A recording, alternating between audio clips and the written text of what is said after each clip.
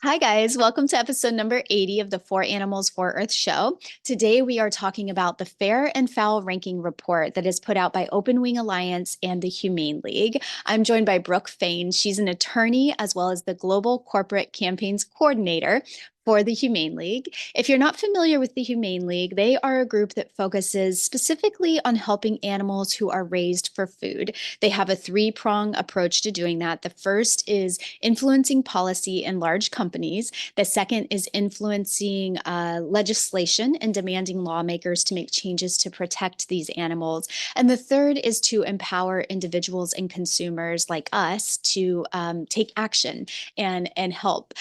This is a good news episode, you guys. After we taped, the work that the Humane League does is so effective that within 21 days of the Heartless Hospitality campaign launching, and you will hear Brooke talk about what that campaign is in the interview, but within only 21 days, they were able to influence Hilton, the Louvre Hotels Group, and Malia Hotels International to all increase their transparency and their reporting and to kind of like double down again on the pledge for cage-free eggs. And so what's really cool is that once just these combined commitments are once they come to fruition, it will reduce the suffering of nearly 861,000 hens annually, which is just mind blowing, isn't it? Isn't that cool? Like that number of hens impacted by this, one campaign and this one set of groups in the campaign. So it's pretty cool.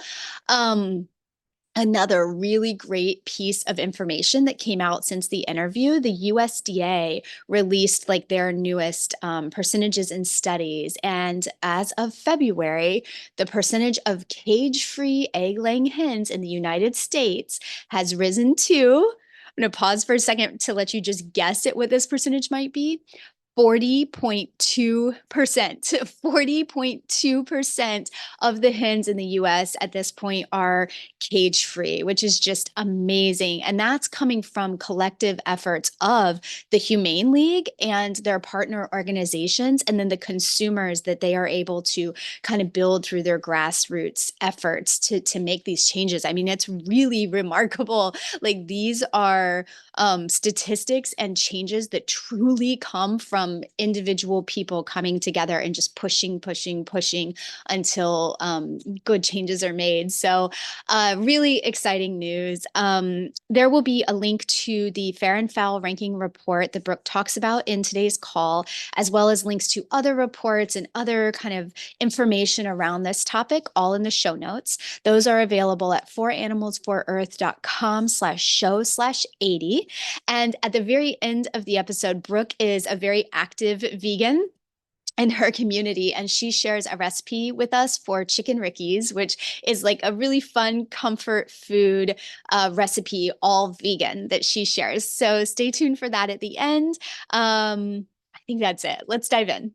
Brooke, I know you work for the Humane League, but this report is put out by Open Wing Alliance. What is the Open Wing Alliance?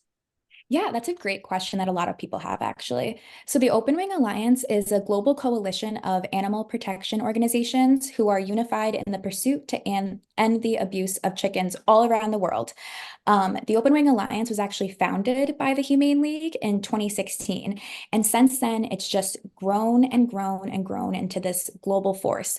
We have roughly 100 member organizations, and we span across about 72 countries. And, we're here unified in our purpose just to try to change companies to treat their animals and their supply chains better. We're trying to set a new standard for corporate animal welfare policies, whether that be, in the hospitality industry and other sectors, in every major market. And we do it locally, regionally, and globally. Wow, it's really cool that it's grown so much in what is relatively a pretty quick amount of time. And I Mhm. imagine it's gaining steam pretty quickly, constantly. Yes, definitely. So this report we're talking about today, the Fair and Foul Ranking Report, the newest, most recent report focuses on the travel industry. I wonder Yes. if you can give some background about what the report is and why it matters, and then what you ask of companies that are included in this report. Yeah, absolutely. I can go through all that. So, for this report, we tried to reach out to companies who were in the travel sector. And these were companies who already had made global cage-free commitments. So, they made a commitment to source 100% of their eggs in their supply chains from cage-free hens.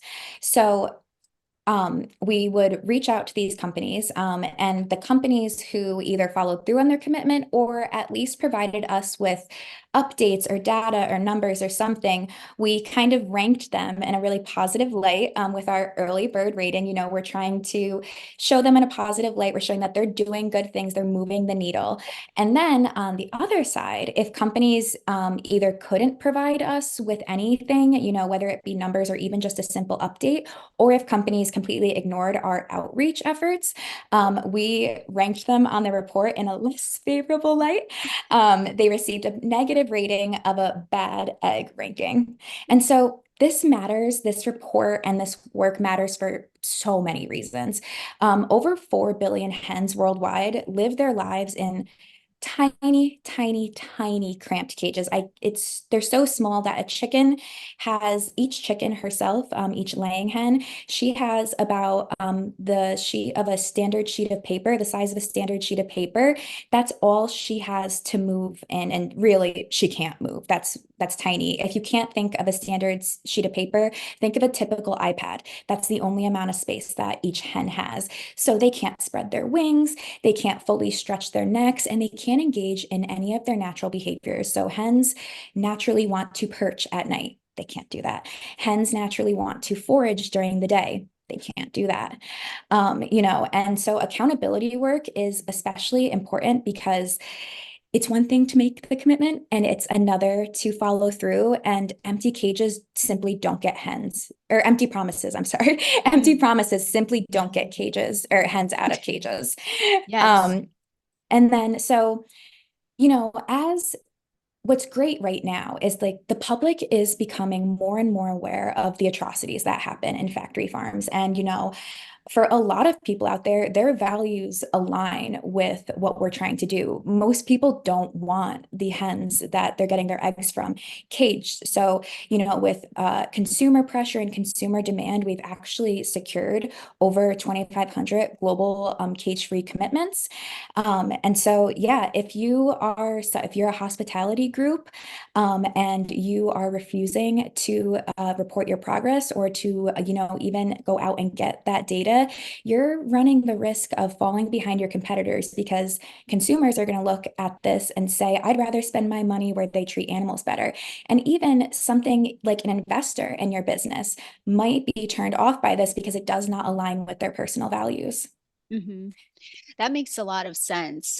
How do companies make these pledges? Does a company just come about on their own and say, you know what, we actually want to pledge to be cage free as well? Or is that something that the groups like the Humane League or Open Wing Alliance actually go and target companies and say, hey, look at all of these like reasons why you should be a cage free company. Do you want to pledge to do that? How does that part even get started?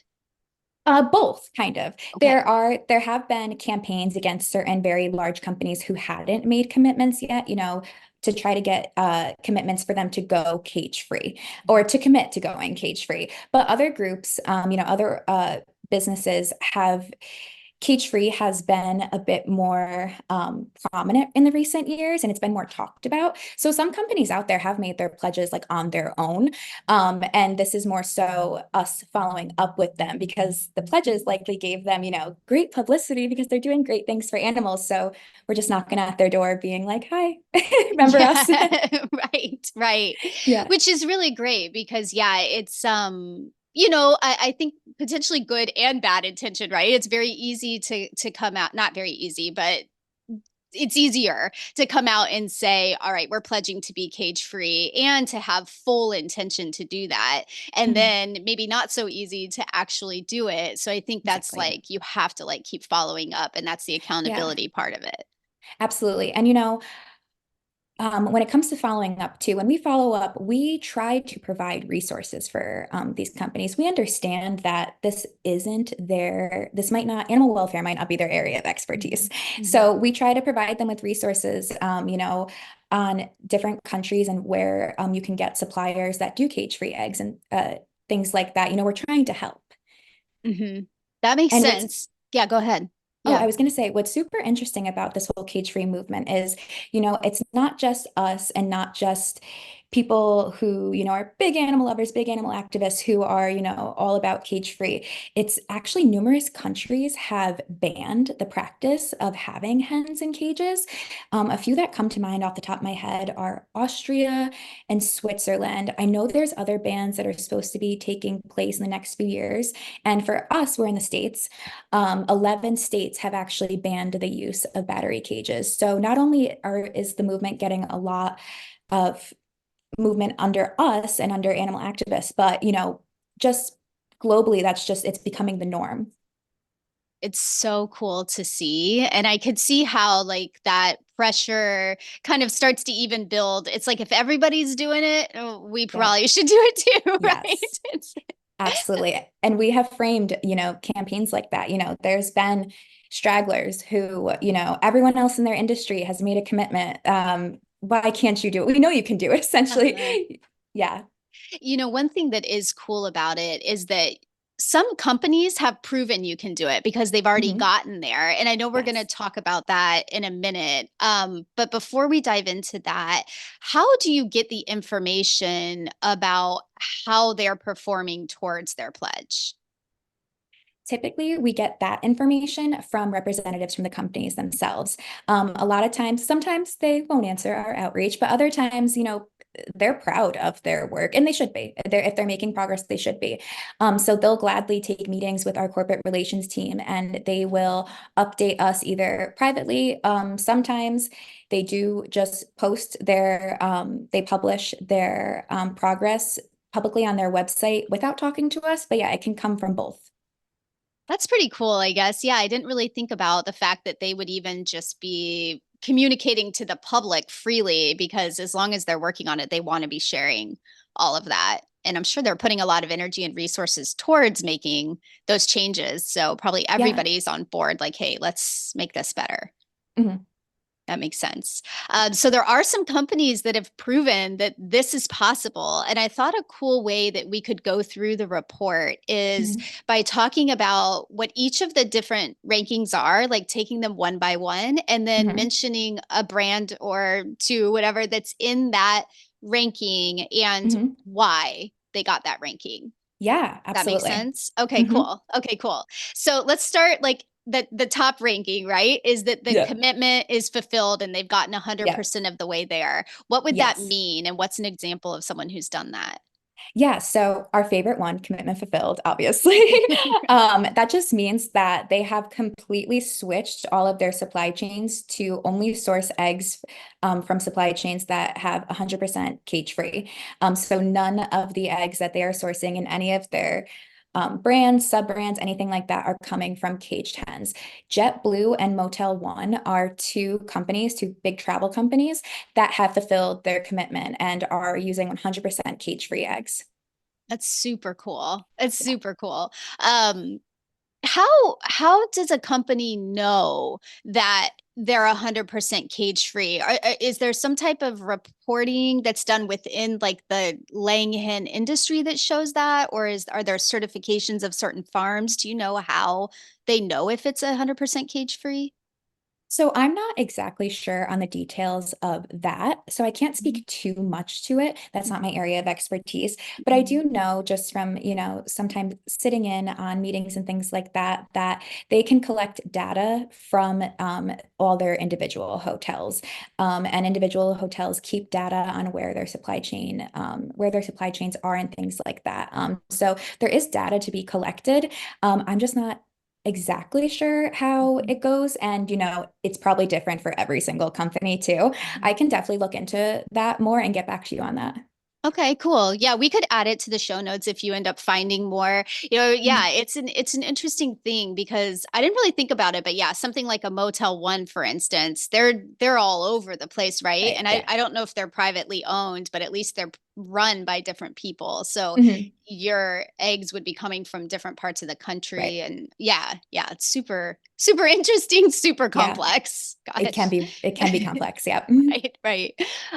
So what would be the next ranking down from their commitments completely fulfilled? The next ranking down is probably it's our most favorite way of Okay. reporting without being completely commitment fulfilled is when a brand or a company will report globally and regionally. So they're providing numbers on a global scale, like, hey, we're at 95% globally cage free, but then they're also breaking it down by region. So they're saying, okay, we're 95% cage free. And in the Americas, we are 80% cage free, and in Europe, we're 17% cage free. So you're providing kind of two different sets of numbers. And the reason that that's really great is because that shows it can show us, it can show consumers, and it can show the companies kind of where they're falling behind in certain regions, and where inequity is coming into play. And equity and everyone having the same access to the same standard of animal welfare, cage-free hens is super important to the Humane League and the Open Wing Alliance. So we really appreciate that kind of reporting. It's like our top tier reporting. That makes sense. And then I guess with the Open Wing Alliance being located all over the world, that Mhm. helps too in terms of different, I guess, regional locations or local Yes. locations being in all these different places. Yes, definitely. And then so IHG Hotels and Resorts is a good example. They're reporting both globally, they've got their global numbers and they break it down by sub-region. I believe their regions, they have stats for the US, Canada, Europe, Middle East, Africa, and their other global regions. I'm not exactly sure how they break it down. Mhm. But that's really cool. It Yeah. also just shows the level of work being put into it to be paying attention and digging up information in all those different regions. Yeah, especially because a lot of these, a lot of the companies are massive companies, and we realize that, there is a lot of work that goes into it. So it's a lot of data collection and things like that. But it's definitely possible, as certain groups have shown us. Yeah, that's really cool. So you've got globally, reporting globally and regionally, and then Mhm. there's two other reporting categories, reporting globally and reporting regionally. So do you want to Yes. talk about the reporting globally first? Yeah, so reporting globally is that's when someone says, I'm reporting and here's my global number. But they don't break it down by region. So Viking Cruises is a good example of this. They made a global cage-free pledge to be globally cage-free by the end of 2025, and they started global reporting that their global numbers are at 99%, which is huge. It's great. It gives us confidence, it gives them confidence, and it gives consumers confidence that they're going to be able to reach that commitment. It's just that we only have that 99% number rather than having it broken down by region. And then reporting regionally, it's kind of flip-flopped. It's the opposite. We don't have a global percentage number, but we have percentages for different regions. So like Langham Hospitality Group, they report regionally. So they have their regional reports set up for the US and Europe, and then Asia Pacific. And that's the only place that they have hotels and brands. So they just report numbers per region in a way, but they don't report one global number. Got it. Okay. Okay. So then the next kind of moving down from there, what would be the next category? So the next category, these last ones are a bit like all over the place. So Okay. there's partially reporting, which that means a company is reporting their cage-free progress, but they're kind of cherry picking what they're reporting. They're only reporting for, certain sets of their global portfolio. Maybe it be just the managed hotels, maybe it just be the branded hotels, but they're not reporting on their entire global portfolio. I know we'll get into this later, but actually our campaign targets all were in this weird subsection of they're partially reporting. So they're reporting some, but they're not reporting what they promised. Okay, got it. Okay. And then there's a not reporting section, or there's a not Yeah. reporting group. So Yep. they're Not not reporting. reporting at all. Yes. So not reporting at all. We have Millennium Copthorne Hotels. They are not reporting at all. Okay. Okay. Yes. And then there's something called a glide path. What does that group mean? Yeah. So glide paths are essentially like an outline that shows, a company made a commitment, let's say in 2021, to be 100% globally cage-free by 2025. And maybe they're struggling collecting the actual data and the actual numbers. Like we discussed earlier, it is a heavy task. There's a lot, especially the bigger the brand is. Mhm. So it kind of outlines a way that where we start and how we're going to get to the end of that. So it's really great because it gives us, it identifies like clear incremental goals that we can see and that we can also then hold the company accountable for to meet these goals along the way. And Royal Caribbean is a good example of someone who has a glide path. Okay, that's pretty cool. So they'll work with you. And this is what you mentioned earlier on in the interview as well. You mentioned that you provide a lot of resources Mhm. to help them. So this would be like an example of working together with a brand to come up with a plan. Yeah, yeah, definitely. We Okay. have provided certain companies, I'm not sure exactly who off the top of my head, but we've provided them like examples of glide paths and things like that. So they can be like, oh, this is what it means. This is how you do it. Yeah, yeah, that's super cool. Okay, and then there's one other classification that I saw that Yes. was due to report soon. So Yes. is that pretty self-explanatory?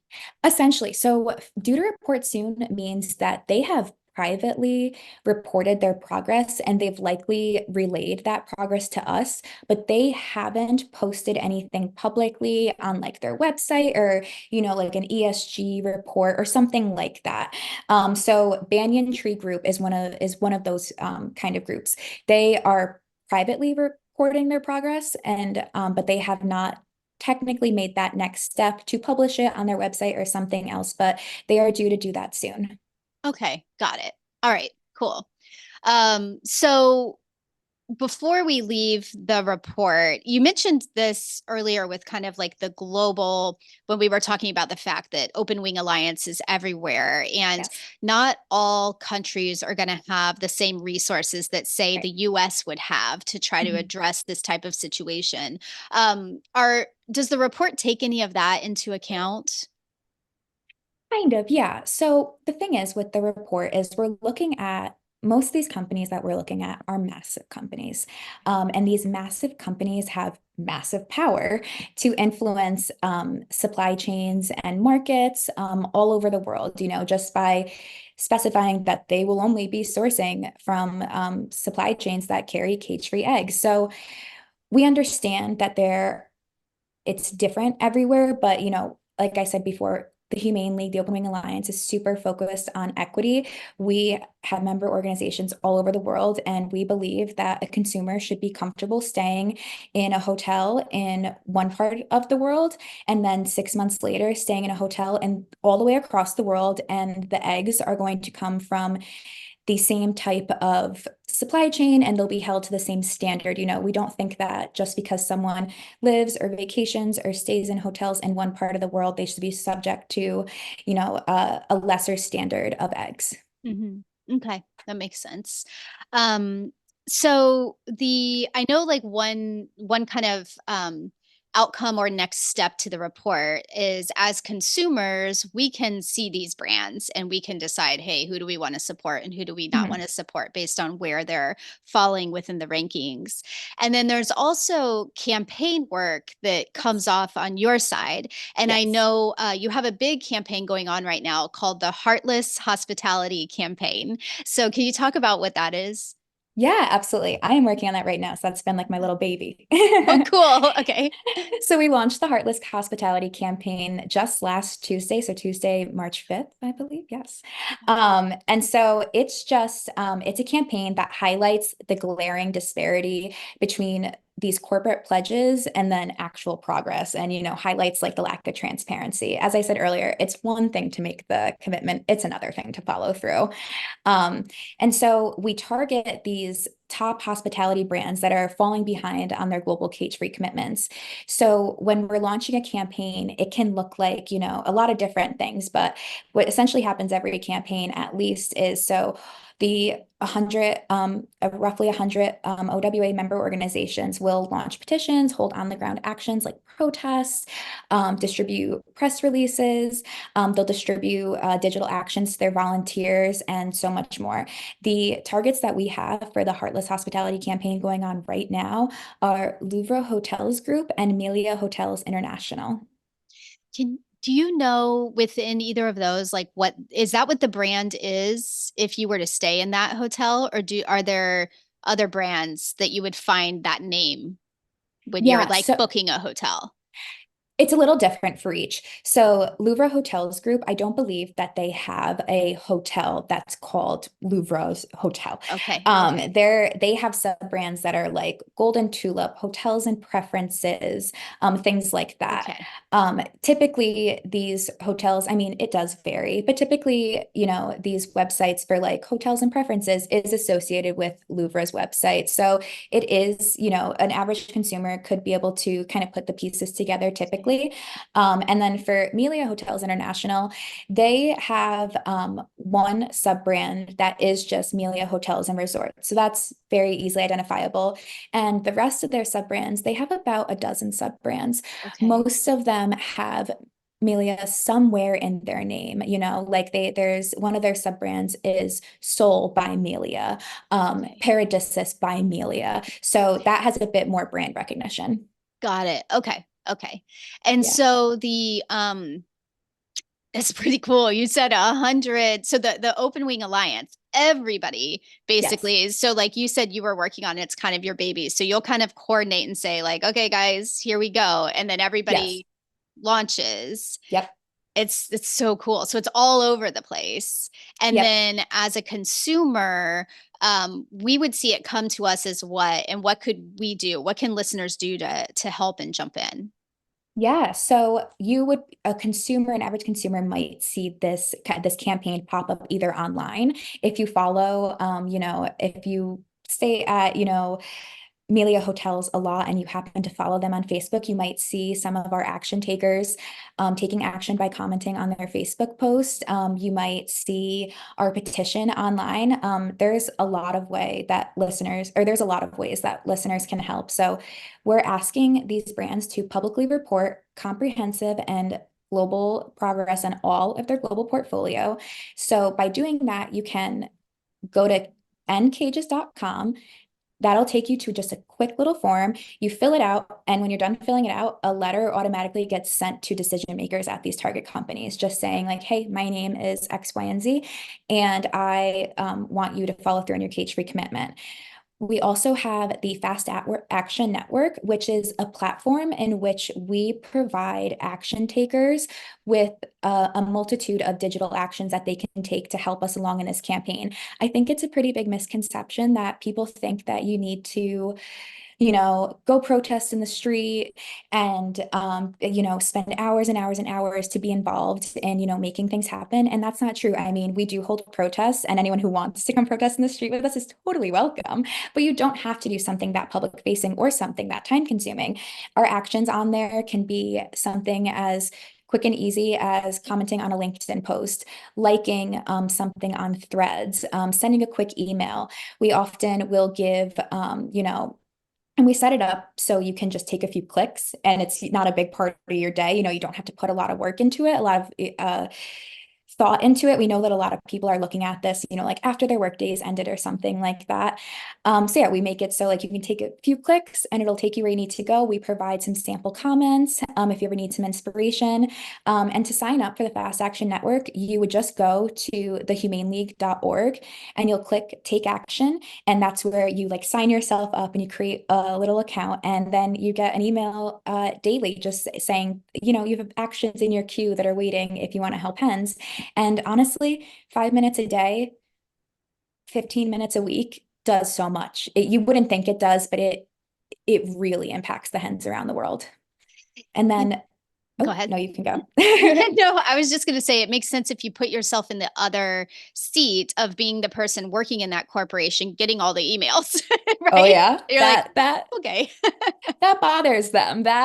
So a lot of times companies really don't take our outreach efforts too seriously, because we have a dedicated outreach group. So it's a handful of people. They see the handful of people, their names all the time. And they're like, oh, whatever. And then once the campaign launches, and not only are the 100 groups now involved, but now the 100 groups and all their supporters are involved. So they are getting inundated with emails and comments and things like that. So yeah, it's definitely not fun to be on that side of the campaign when it launches. We also have a petition live right now for the Heartless Hospitality campaign. That is just change.org, Heartless Hospitality Companies. Go on there and you can sign. It takes less than a few minutes, and you will just be adding your name to the list of people who want these companies to report on their global cage-free progress. Okay, awesome. So all these different links, I will put them in the show notes so that it's very easy for anybody listening or watching. You can pop over and click easily to get to all the different things that Perfect. you've been describing. Um, so are there more reports coming? So I know this was the travel industry. Yeah, so the Humane League has a report coming, but so does the Open Wing Alliance. So I can kind of touch on those separately. So the Humane League's annual expose report will come out in April. This is about US companies that have committed to going 100% cage free, and they have upcoming deadlines, but they're just not reporting.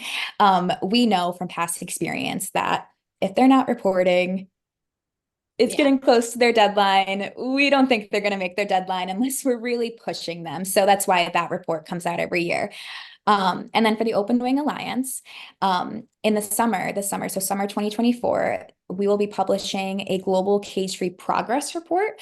So it's another accountability report focused on all companies that have made global cage-free commitments. The thing that's unique about this report for the Open Wing Alliance typically does things kind of by sector. What you're talking about, hospitality. We've done the restaurant sector, we've done the manufacturing sector. It's typically broken up by that. Well, this report is going to cover all sectors and all timelines, and then we're going to rank them all together. So it's going to create equity across the different sectors and visibility across different sectors. And, it increases the desire for cage-free eggs in every sector all around the world. Mm. And it kind of, I guess, starts to become not a one-stop shop, but it's like, one report where you can kind of see all these different brands in Everything. all different Yep. places. Yeah, that's Yep. really cool. Really cool. Okay, before we wrap up, let's switch over to like some fun stuff because I know you're a vegan and you love to cook. And I am always looking for new vegan recipes. So Ooh, I'm okay. curious, like, what's your favorite thing to make? Oh, I have a lot. So I am someone who, because I like to cook, I really like to switch up what I'm eating. I have a really bad habit of like liking to eat something for like a week and then I'm over it and I'm into something else. My go-tos are definitely like soups, pastas, anything with beans, anything with mushrooms. Love all those things. One of my favorite go-to recipes is that's more of like a crowd pleaser. I serve it to a lot of, vegans, vegetarians, plant-based people, but also the average person who eats meat and eggs. So my version is called vegan chicken Riggies. But the original recipe is chicken Riggies, and it was born out of my college apartment. So when I was in college, I was freshly vegan. So freshly vegan, like a few months. I'm trying to like just make it by. And two of my roommates are super intrigued by what I'm doing, and they're very like they're trying what I'm making. They're curious. They went to a few animal sanctuaries with me, so they're like teetering on being Okay. curious. But the typical like I don't know if I could do it. And so they're from Central New York, and I'm not sure if you're familiar with Central New York, but it's known for a few really good food dishes. Okay. Um, the food dishes they're very meat and dairy based. So one of the really famous food dishes from Central New York is chicken Riggies. So that was something that they said, I don't think I could completely give it up because I just love chicken Riggies too much. So I was like, all right, time to shine. I got to crack the code on this. So I made it my mission to be able to make a really good vegan chicken Riggies. So I could just, convince my roommates like, hey, you don't need your mom's chicken Riggies. Every Sunday you can have mine instead. And it's really simple. It's so you cook pasta and according to the instructions, it calls for rigatoni. You can use whatever pasta you like. My favorite's bow tie, so I often throw bow tie in there. The sauce is pretty simple. You combine crushed tomatoes, your favorite dairy-free milk, and your favorite dairy-free cream cheese. You let that sit over heat while it's all combining. When it gets all a little bit more melty, you're gonna add in some nutritional yeast, which I think is just like the best thing in the world. Agreed. So good. I couldn't live without it. So you add that in again, just make it all combine. It naturally will stir it a little bit. While it's combining, you're then going to prep your veggies. The veggies are garlic, red pepper, red onion, and chopped hot cherry peppers. So that's where it's a little bit of a spice. That's why it became like famous, because it has this like kick that most pastas don't have. So you saute all that together. You just wait for it to get like all nice and gooey and like the oils are coming out of it and you can just like smell the heat almost. And so once that's done, you combine everything. You can it is vegan chicken Riggy, so you are more than welcome to throw in like a vegan chicken, cook it according to package instructions, then just add it in when you're combining everything else. It also doesn't need it. It's a filling and good pasta on its own. But if you want that extra step to it, you can, and more authentic to the original recipe, you can totally throw in the vegan chicken. Okay. Oh, cool. Yeah, that seems very straightforward and easy to make. We'll definitely try it around here. Yeah. Yeah, awesome. Yeah, thank you for sharing that. So I wrap up every episode with what we call one simple idea. And it's basically like, okay, we had a big conversation about kind of all these different things going on with chickens and eggs and in companies. And, there's so much that could possibly be done to make a difference. Mhm. But if it feels overwhelming, what's one simple idea that anybody listening could do today to help animals in the environment? Yeah, absolutely. It can feel overwhelming thinking about all of this. Where do you start? You're just one person, but one person has the ability to make such an impact. So, one of the best ways to reduce animal suffering altogether is to adopt a plant-based diet. You can check out eatingveg.com for more information and inspiration. There's recipes, different resources on there. It's provided by THL.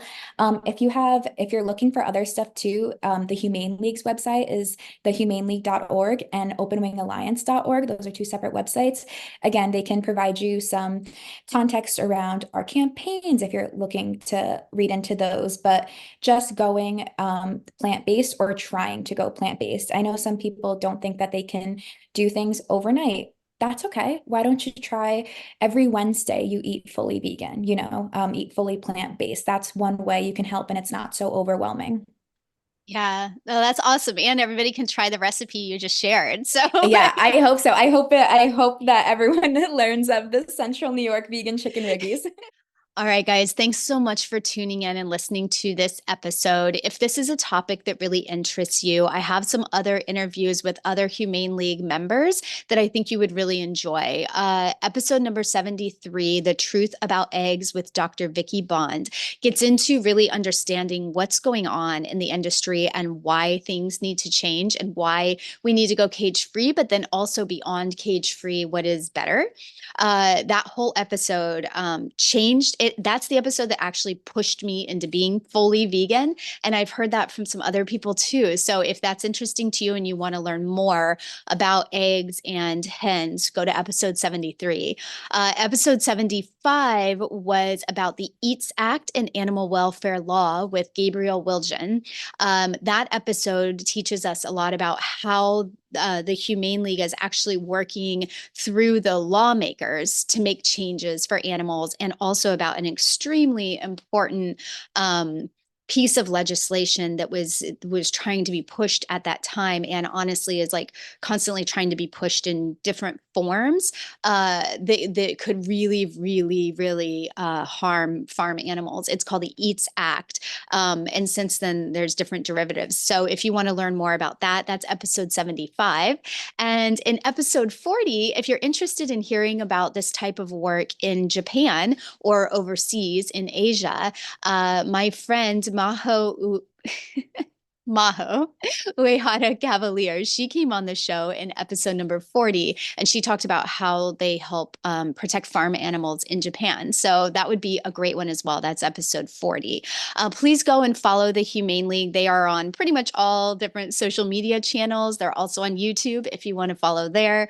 Um, Please share this episode with one of your friends. This really is a consumer grassroots movement. And it really, as you heard the numbers at the beginning, I mean, it's making a difference. So if you are up for it, try to challenge, like share the episode with just one friend and see if we can spread that along. Please like and comment wherever you are. And please hit subscribe. If you hit subscribe, that is really helping us reach more people, because all of these different channels, they're looking at how many subscribers you have to decide whether they share the content or not. So if you're up for hitting subscribe, I would really appreciate that, because it helps us to try to reach new people. Come back in a month or so, like 3 to 4 weeks will be the next interview. I'm interviewing Lori Marino, who is an expert in animal sentience. So basically, she studies what animals are thinking and feeling. She's really well known for her work with whales and dolphins, but she's also worked with primates and done work to study what's going on with farm animals. And it's just, her work is so cool. So come back for that in the next episode. And thank you as always for being here and for your support. I don't even know how to say thank you enough. So thank you for being here. Thank you for your support, for sharing, for subscribing, liking, commenting, all of the above. Can't wait to see you all soon. Bye.